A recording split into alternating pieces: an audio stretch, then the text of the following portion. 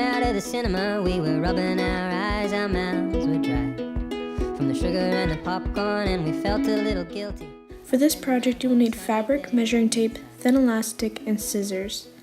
I used a sewing machine, but you could also use hot glue. Start by laying your fabric flat. You need to measure your fabric 18 inches long by 4 inches wide. 130 rounds, they shot him down.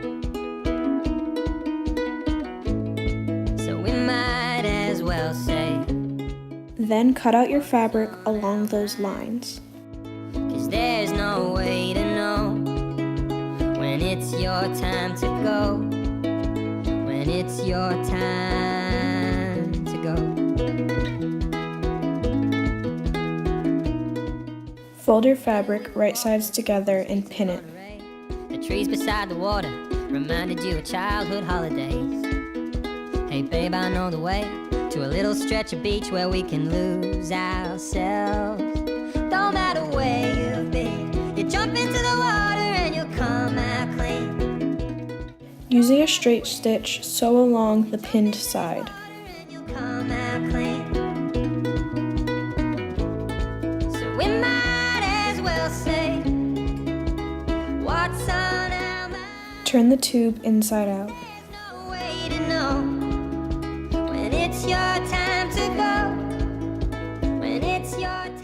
Measure 9 inches of elastic. Use a safety pin or a bobby pin to feed the elastic through the tube, holding onto the other end the entire time.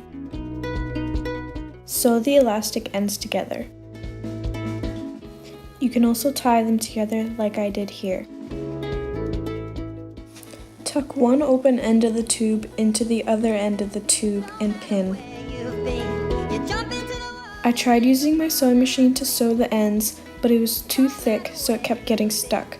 I recommend hand sewing or using a hot glue gun.